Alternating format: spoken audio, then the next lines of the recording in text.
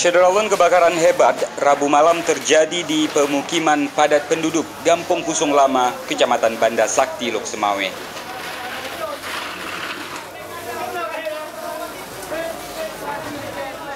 Api yang diduga muncul sekira pukul 20 waktu Indonesia Barat ini menghanguskan beberapa rumah di lorong 4. Beruntung tak ada korban jiwa dalam musibah itu.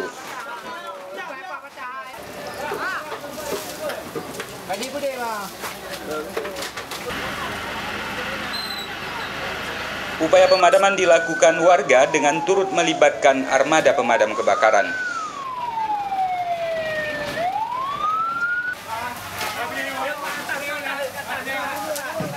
Belum diketahui penyebab maupun kerugian material akibat peristiwa ini.